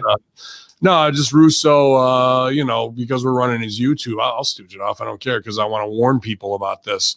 And it's been out there, and it only took a little bit of research to figure it out. But BBTV is a subsidiary of some fuck off company, and they want to run a bunch of people's YouTubes, and they say that they can get you more views and all this type of stuff. And he had been signed up for it for X amount of years, and they were just taking 30% of his YouTube revenue and doing nothing to up his numbers. And then, I looked into it and people were saying it was a scam completely. So it's been like a 3-month process trying to disconnect with them where they're like, no, you signed up here, so you have to go a whole year. I go, the fuck we do. Here's the lawyers. That's all being sent. And then I would write something and right away a response would come back and I could tell it was a CMR or CMS messaging system to look like a human being so they could keep the work going longer, to prolong it. And I said, nah, I would CC this is lawyer and him and Stevie on to be like, no, this is a bot. It's not really Roger. And then somebody would be like, oh no, Roger's real. And this is also Sandy. I'm the manager. And then Roger sent it to me. I'm like, yeah, the fuck it is. So I think we're just about done with BBTV. So if you guys are involved with any of those type of things, don't get taken in those confidence scams. Oh, am I banging out? No, I'm just saying don't get taken. All right. You're like, well, I did Mr. Wrap it up, I mean. So that's just how it goes, man. But BBTV is definitely one to be wary of and away from. Guys. Mm-hmm. Little Swole's in the house. How you doing, Maddie? I haven't seen you in a minute. I know. I'm doing good, man. Just got off work. I was in the skybox today, so wasn't even on the board. I had the playlist in the background up, but I was just sitting there editing. And then I edited NFO. That's up right now, hackerhamin.podbean.com. So I'm doing good, man. Just living, chilling, hanging out in Colorado. I'm sitting on my brand new purple mattress, which I just purchased. So I'll be doing a review on that, and maybe we can grow a relationship with them. But other than that, hanging out. Silvio, I heard you guys. Go ahead. You've been doing so many Suck My Balls casts, you're starting to actually look like a South Park character. He does. Stupid little hair after he after he shaved his head, now his hair's back like he's fucking 8 years old and shit. Knew I shouldn't have taken the hat off. Oh, Damn it's it. so fucking good. It's cute. It's cute. Thanks. I'm trying here. I figure if I go with the babyface look and the innocent look, maybe I can like sway some Colorado honeys. So that's what my best friend keeps telling me. He's like, dude, you better look it when you're all you do is babyface. say you work at a fucking TV studio. They hear TV, you're over. That's it. That's it. That's all I gotta do. Your So you program. guys, right? Well, you guys just talked about the Big Swole match. Have you guys talked about Matt Hardy and the Sammy Guevara stuff yet? No, I was going to bring that up yet. Next. Shoot. All right. So yeah, coming up right after that, we had Matt Hardy and his family. They come out of ringside, and Tony Schiavone heads over to conduct that interview with them. He talks about being great to be back in front of fans here at All Elite Wrestling. Hardy talks about his new baby and his wife and family until he's cut off by a video, which is kind of a cryptic, if you will, but concludes with the reveal of Sammy Guevara saying it was him all along. He vows to finish what he started All Out and finish Matt Hardy for good. He must delete him. There's also, then we see like a confused and befuddled look from Hardy, who asked Schiavone if he knew anything about that. Schiavone says he promises he didn't know anything about that. And Hardy vows Sammy Guevara is the first in his sights. And now that he's back, he's going to go after him. And then we go to her commercial break. Chris Silvio, what'd you think of this, darker side of Sammy Guevara? He knew. Schiavone knew about that shit. He can't tell me. He was on the stooge. I thought it was a good little segment. The video was well done. It was very dark for Sammy. Like I kind of questioned that a little bit. I don't think Sammy's a dark character. He can get serious and whoop ass when he needs to, but I feel like that was maybe a little step away from who Sammy has been for the last year. Did you see that one? I mean, I did see it, and good to see the family at ringside. I think that's more of a peace offering after him and the concussion controversy. I don't really like him at the end going, and I'm cleared to wrestle or whatever. Like, no, we don't need you to wrestle, bro. We don't need you to wrestle at all. We love you, Matt Hardy. You don't need to do shit. You don't need to do nothing, bro. You need to do your new show that you just did on YouTube. It was great with the boys and that kind of stuff, and let us see you be the wrestle dad and get ribs in and be the wrestle dad for other dudes on the show, just like Tommy Dreamer's doing right now at Impact. That's your spot, and you can do it your way and do it better than anybody else. It's going to be probably some of the best segments on TV if you find a new way to do character that way. So please don't wrestle anymore unless it's, a big payoff. With Sammy, we just did the jacket joke, and it got over. So why are we doing a fight forever? I'll hunt you to the ends of the earth type of thing with him, dude. I see him as a player in this MJF thing, in that game, in that world. I'm not done with that. The payoff still has to be there with MJF and Sammy, right? So this other business is now clouding that little part of the game and taking it down just a little bit, Am I to assume in a normal situation, the baby face, like Matt Hardy would have been the one that would come back a little bit darker as the face, not the heel. It just seems kind of out of position for the heel in this to do it this way. If you were going to do something, we just did a gag with MJF, little kid in the big jacket, right? And it worked perfectly for the scene. That he's done for the rest of the show, unless we do something backstage. Who's sitting at ringside with Matt Hardy? His wife and kids. The whole thing are the young Hardy boys are on the hunt for Sammy Guevara from Wolfie's point of view with his little brother, and they're even pushing the baby stroller along, and they all look badass, and you see it from Sammy's point of view, and they fucking go and they kick. It's all incited violence, and the little kids kick the shit out of Sammy in the locker room to get retribution back for their dad, and we pay everything off. We missed a huge comedy moment. He's wearing the big jacket sight gag 1 minute, and next minute, I have a particular set of skills, and I'll use them. Like, no. Nope. Well, King Maxwell is undefeated on pay-per-view. So, how good would it have been King Maxwell's revenge in the fucking locker room out of man, with the little brothers? It would have been great. Even the baby. Afterwards, they're going out, they pull the baby out, you cut the baby's finger up like that, and fucking that's the last thing he sees. That's quality shit, man. Missed it. We missed it. That'd be great. Didn't Matt Hardy win that match, by the way? Yeah. I don't remember, neither does he. So what the fuck? He does it won. matter? Oh, yes, he won the match. I think they should have just left it be and let Sammy go on doing Sammy. And to answer your question, Matt, it's situational. Doesn't necessarily mean that a heel should or shouldn't do that. It's based on the heel. Sammy's character is not a dark character. Right. Yes, it would make sense more for the person that got hurt to do the scathing "I'm gonna get you" promo, but we'll see what happens. Well, after that, we ended up getting into they had the fatal 4-way tag team match was set up for next week. Lottery is held in the middle of the ring with Tony Schiavone pulling up 4 tag team names out of a gold tumbler to reveal the 4 teams that will compete for a shot at the AEW Tag Team Championship. Of course, the first team was Private Party. Second team is Dark Order. Third one is Butcher and the Blade. And finally, of course, it's the Young Bucks. And this leads to the big pull apart. Any comment on that? No? Go ahead.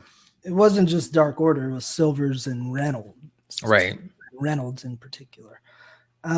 Yeah, man. This is kind of, to me, I'm not gonna go too off the rails, but this is kind of in the same vein of what I was talking about last week with Superkick and Tony Schiavone. Like they had a moment where the Young Bucks had come in, being the 4th entrance, and they each super kicked a partner. Like I think Blade got super kicked and Silver got something like that. They kicked 2 opposing members of teams, and the other guys, their partner, instead of attacking the Young Bucks, dropped down and started checking on their partner while the Young Bucks threw the set around instead of whooping the Young Bucks ass because you just hit my friends. And then they jumped on them eventually, and we had a brawl. But then at the end, they got over on Private Party. They tricked them into the handshake and then super kicked Private Party. Enough with the super kicks. It's a party. It's not a party anymore. You're such a good like, sure, they're doing it, and we get to Private Party where everybody else is down. But hey, remember we were friends, and now what? Like this is New Japan moments of like, draw them in, good and bad. See, are we? Yes, no. Like I don't like those kind of New Japan. Don't be disparaging. It really is that kind of stuff, bro. It really is like the wide-eyed, like.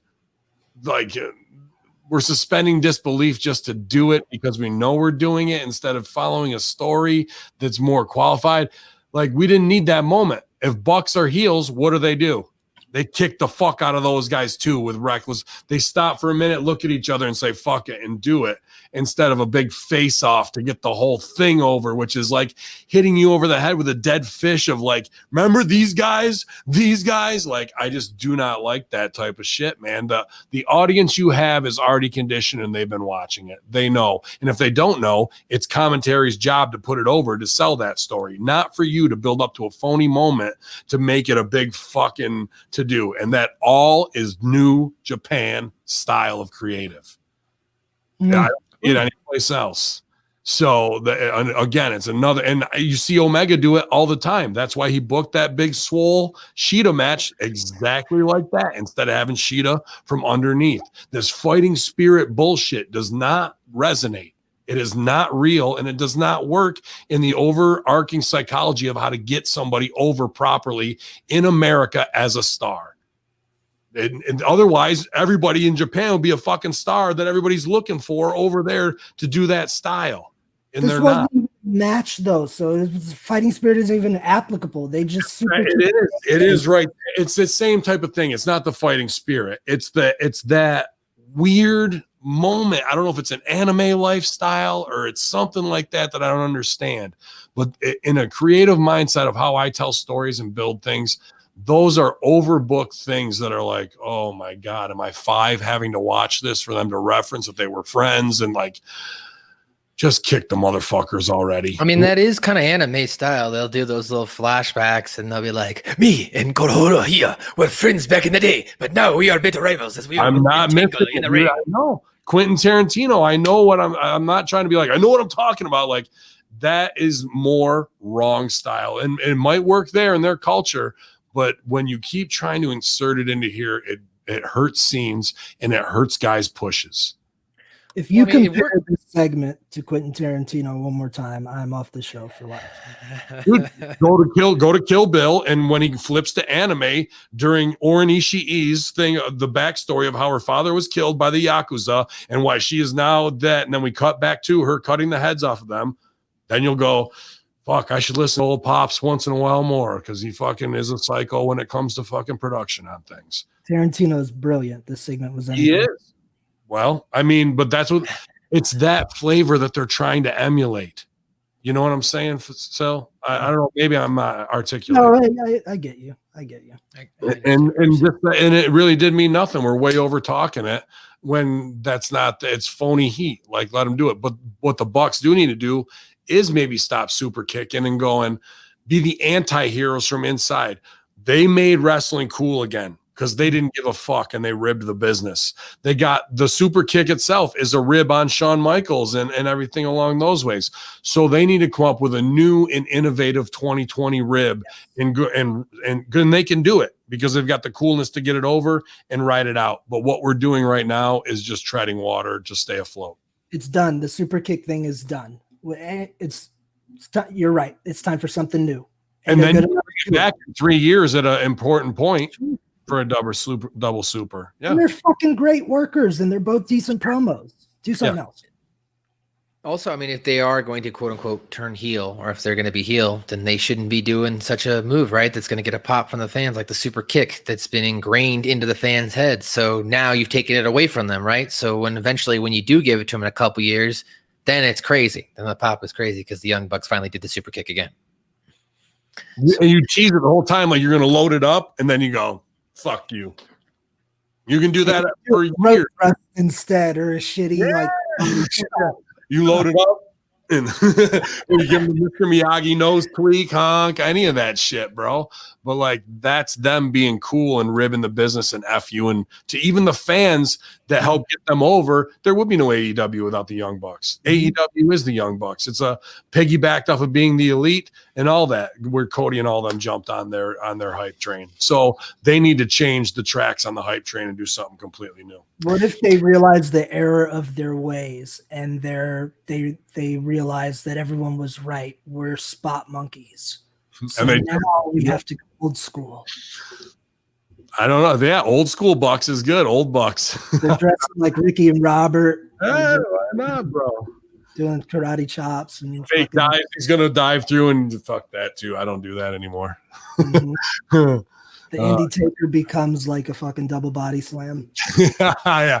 Oh, boom. Yeah, why not? And when they hit him, they do the big jump off the mat like it's a huge fucking slam and it shook the earth. Why not?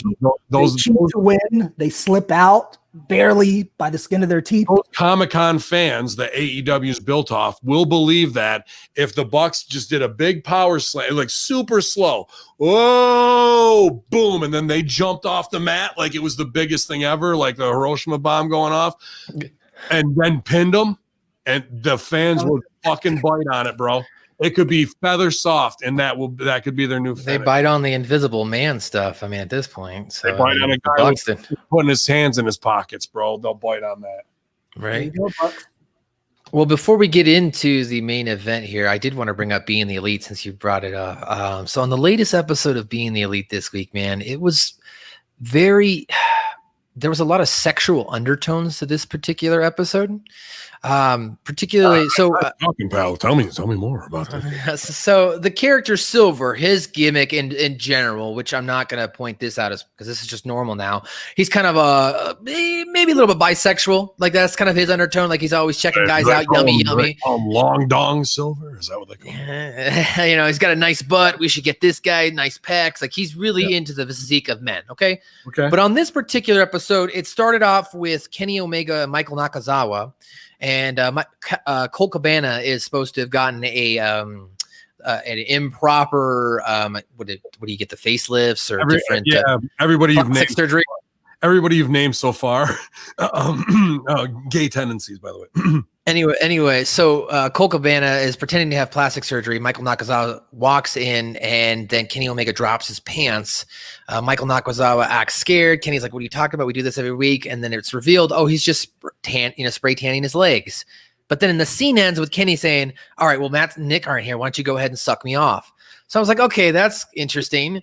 And then later on with Brody Lee and Adam Silver, Brody Lee comes into the office now. And maybe I thought, okay, maybe Silver gets to stay because he got bloody last week. He was the only one that was actually out there for the Dark Order. And that's what Brody Lee's yelling at him out. But he makes everybody leave the locker room and the scene ends with him and just Silver there.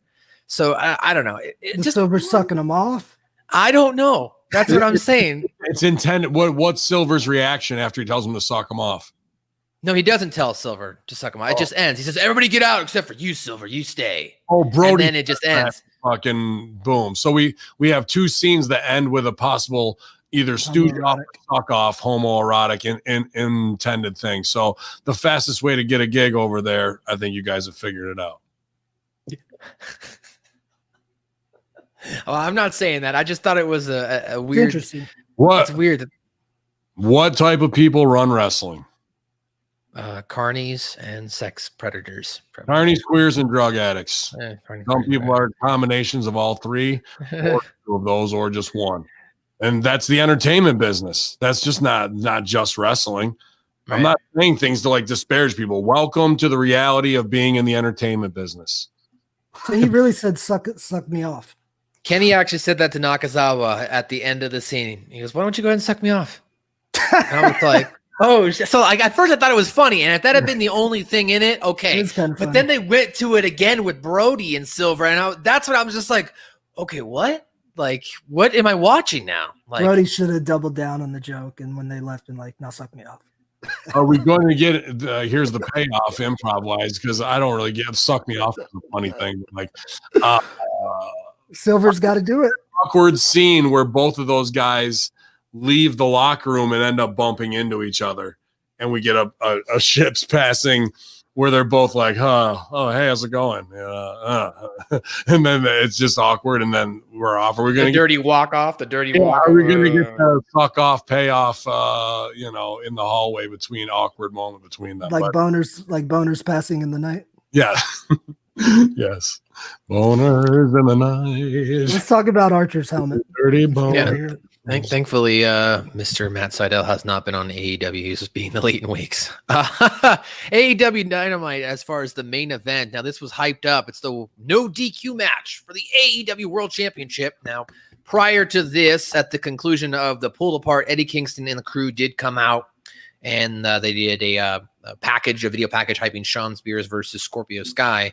And then after that vignette, Eddie Kingston joined him on commentary. So they did a recap, and then yes, we returned from break. We see the ring entrance of the challenger for the main event, and that was Lance Archer. You want to talk about his getup before we get started? Dude, I had gear made before, and it looked good. Like sitting there, I put it on. I looked like fucking Heavy D and the Boys, 1991. Now that we found love, what are we gonna do? I was like, I actually put it on, and I went over to Strangler Steve. I go, dude. He goes, nah, man, it's not. It doesn't look good. Not you. And well, I'll take it even back. Remember when Electrico got his gear and showed up for main roster, and it just looked like shit, and guys were ripping them. Yeah, ribbing them left and right. Dude, how could you send this guy out there looking like that with the helmet on? If you didn't have the helmet on, it might not have been as bad. The helmet looked like he just walked off the little bus for special kids, bro. And like it's cosplay day for I'm here for Halloween. Like, it was brutal. If I was killed by a murder hawk and it looked like that, I wouldn't even want a tombstone. I'd be so ashamed. Brutal gear, bro. I don't even know what to call it. I couldn't believe it. Silvio, did you like Lance Archer throwing that dude through the plate glass or whatever? I somehow missed that part. I was. He does a Stone Cold Steve Austin entrance with the breaking glass, but instead of him walking through the glass, he just fucking throws production glass. Yeah. It looked kind of like Matt Charlie. Lee. Yeah, I remember that. Man, Archer's the greatest. That's ever. So So I got some feedback here from one of our hosts on the network, Mr. JDE of the Academy podcast. He was not happy that Lance Archer did not win this match. Him being a big fan of Lance Archer, and I guess they've talked and done stuff together in Texas. But the conclusion of this match is we see Archer escaping a paradigm shift in Texas, or no? Well, Archer hits a big DDT, goes to follow it with the Razor's Edge, but Mox countered it, reversed it into a pin attempt, and Mox got the victory here. Kind of an interesting way for this match to end. I believe this was new for it to start too. One of the worst. No DQ, ever. Right? No DQ. Well, not even that. He hits him with his fucking finish right out of the gate, kick out. Just buried your finish in the fucking first move of the thing. Then he hits him with another DDT in the match, kick out until we get to it again, hits it, and finally fucking goes over with it. So why would you bury your finish in the first seconds of the fucking match, bro? It's your finish. You're just saying that you never know if it's going to win or not, man. I remember Al like cutting a huge diatribe on this before, but I don't want to misquote him. Well, the victor of this match and still champion, John Moxley. Chris Silvio, did you want to see the championship change hands here? No, and I like this match. It was hard hitting. It was two big guys. Oh well, Moxley's not that big, but you had Murder Hawk and Mox, who's got decent size. Hard hitting. They both were believable in the roles. They were beating the shit out of each other. They took a couple big bumps that I felt like kind of made the match feel a little bit more big. You know, they did. Moxley got, I think, rock bottom through a couple chairs. And then they did the huge paradigm shift through two tables on the apron. I actually liked the finish because it was he caught Archer on a pin. It was like a version of a seated crucifix. He countered something Archer was doing and stacked him up real quick and won. So it's better to slip over, I think, on Archer than to pick him up and paradigm shift him and pin him. So it kind of gave him an out. I like the finish. Then we had Kingston come in and do his business. But I like this match. That backhand from Kingston was phony right on the cell. Like, that's just one of those things where you're like, we got to get it right, or if we miss it, we're fucked right here. I didn't notice. Yeah, it was just kind of weird. Like, you knew something was coming and then it wasn't enough because he hits him and Mox is just standing there waiting for the beating to come on. It just was a little like, yeah, dude. I don't know. Moxley is better on the cell. Like, that's the thing. Like, too strong in this match. If you're going against a murder fucking Hawk, almost get murdered, especially if you're going to win, man. I just don't get it. But then maybe he saw his gear backstage and was like, I can't sell for this. Fuck this. Well, as you mentioned, the guy's got a body. Why was he wearing the fucking top? He wanted to be cool, man. He took it off, though. Gonna fit in with the cool kids. He took it off. What style is that? Can somebody explain that to me? That is metal militia. Is that what it's supposed to be? That's all I can think of, and I don't know much about that shit. That is I Cowboy Bebop. I thought two things. I thought Shotzi Blackheart, and the other one was SS, which is not a good thing to think about. Really? But somebody said he's doing a callback to the Ramones, so maybe a member of the Ramones. One of the commentators did make a reference to that about maybe they wore that. Charlie's Down, but who in your AEW audience is going to get a Ramones reference that you've done no setup for just to put over your gear? Like, oh boy. Look, Ben, people buy the Ramones shirt from Hot Topic. Okay, they buy that shirt. They've never listened, but they bought the shirt. So how are these things happening? Hamin wants to be sedated. Please, right. Exactly. I would, but I got to get on with Hustler and get even more upset. Well, to conclude this, as you mentioned, Silvio, right afterwards, Kingston and the crew, they come down, they start beating down on Mox. You know, Kingston picks up the mic and talks about knowing Mox for so long and about being proud of him, gives Mox some words of encouragement as the champion. You know, is like trying to get back to his feet. And then Kingston says he always knew he could do it. Mox, looking confused, gets back to his feet, but then he's nailed with the cheap shot from Kingston. Kingston slaps a choke on Moxley, and then the Lucha Brothers prevent anyone from entering the ring to break it up. We then see Kingston grab the championship and says that this was supposed to be his. He vows to get Moxley and lay the title across his body. As JR is like trying to like wrap up their show here, but Kingston maybe did not. The ref, nobody's giving the cue as Kingston's going pretty long with the promo. And then as soon as he finishes up his sentence, as does JR, the credits flash on the screen. The show quickly goes off. And apparently, this is going to happen at the 1-year anniversary special, or that was the anniversary special. I'm sorry, but it's going to happen at the follow up to the anniversary special. It's going to be Mox. Okay. I like that talking shit, and we're going away, fans. Why? Like, I got to get my line out before this is off. Just keep talking shit even if you think it's not for the live crowd. Be right there in his face, like right. You can feel that. Let's wrap it up. Finish. Don't. You just got to keep going when you're in the scene. That's for JR and them to pitch out. You know what I mean? I think he timed it pretty good, and Eddie's a great promo. I really liked his promo. You could see the beatdown coming a mile away, but it was a good promo, and really all I could put in my notes was good promo, and it's a hell of a spot for Eddie Kingston to be in. Yeah, so good for him. At this point, I really just want Jake Roberts, Arn Anderson, Tully, and Dean to get together and start kicking the shit out of everybody. Like, there's no reason why they couldn't from anything I've seen at this point. I want to get all those old guys together on the reverse of BTE, like the old guys show, and that's what I want to see. Suck me off, Tully. God damn it. All right. All right. Well, there you guys go. That's your AEW Dynamite review. Final thoughts. Steak dinner, Sil. What did you think this week? I liked it. I thought it was a really good show. There's a couple of low points that I've pointed out, but Jericho and MJF and Britt scene stole the show. 2 matches that I really like, so I was happy. It's good stuff. One and done, Hamin. Shivani got his chest waxed. That's all you need to know on the one show. Like, what are they going to do to him next? I'm excited for that stuff. Maybe they'll take this. Now, maybe Matt's right on time with what I'm thinking, and he's just kicking the can down the road a little bit longer, but I want to see Maxwell and them kick the shit out of Sammy. I think there's more in that than there is anything else. If they're going to do cosplay stuff, then let's do it to the highest level and have some fun with it. And there's no need for Matt to wrestle anybody. There's nobody there I want Matt to wrestle. Let me start there. And there's nobody I want to wrestle.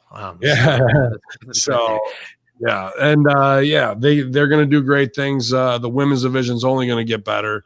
More Serena. That's the let her agent and coach and help these girls just tighten up the 3 or 4 things a match that are really just letting it all go to hell and they don't know. And hopefully all those girls are, hungry enough and eager enough to ask for help and assistance as well as accept it and apply it, because that's a big thing to do in this business, to humble yourself, be able to do that if they can. And they really make a cohesive unit out of that women's division with and listen to them. They could do something, but there's a lot of things that got to be fixed, man. And that, and things like Darby Allin running off Brian Cage. We can't have it. We just can't have it. So keep wrestling, FTR, and doing what you're doing that way. Let's stop doing clothesline comebacks and start painting with a broader brush and putting our artistic integrity on the line a little bit more. But it's AEW 1 year. How much money do we make? How much money do we lose? I mean, there's a lot of factors that are beyond your control, we understand that. So they get the pass. And will we ever get back to business as normal? I don't see it happening. I don't see it happening. We'll get there. I hope so. Will they last the test of time to do it? So hopefully AEW and TK and the boys, TK, as that's what people like to call them, TK. TK. Hopefully they'll be able to turn the corner. Silvio? Yeah. I'm pretty sure I saw Kofi Kingston in my Publix the other day. Yeah. But yeah, man, good show. I'm about to get out of here. I got some students to teach tonight. So good hanging out with you boys. Good to see you, Maddie, looking as South Park as ever. So to you, Matt, and to my good friend, Pop Ben Hamin, suck me off. Well, guys, of course, go to our Twitter, go to our Facebook, and vote right now for the second round of the 6-star search contestants right now. Rad Salad Review, War on Morons, and the 10-Man Podcast. We already had the 3 other contestants in a prior round last week. So for those who continue to ask, you can go see the results there. Boar Meets World 1, which made Ben Hamin mad. So this week, Rat Salad Review, War on Morons, 10-Man Podcast. Vote for your top. Of course, check out my podcast. Check my out. South Park Review. Brand new episode is up right now. It's Korn's Halloween Pirate Ghost Mystery. I hate this episode because I don't like Scooby-Doo. So go ahead and check out that episode of Suck My Balls, episode number 44. Monday Locker Room, Wednesday Locker Room, Friday Locker Room, and Conspiracy Horseman. Yeah, man. I don't like Scooby-Doo or Jesus, especially when they're in the ring together. But I do like hosting the Friday Locker Room with Strangler Steve filling in for Stevie Richards. Yeah, big time doings this week, man. So a great switch up, and that might happen more frequently as Stevie's got a little side project he's working on. And always, being here with Sil definitely grounds me because I was hot-headed earlier, and I'm sure I'll be back there again. But we'll be producing around the clock, 7 days a week, Hamin Media Group, and appreciate you guys going to ProWrestlingTees.com/Ben Hamin. I saw the new sales this morning, and people buying the Broasters 5-pound bro, Vince Russo Bro coffee. It's up now, you guys, over there at the Broasters.com. So we appreciate all that support. It's AEW. We're lighting the fuse. It's good and bad news. And Matt Hardy, we're coming for you. Yeah. I heard you. We're the number one show, okay? Not number two. No, you're going to suck me off.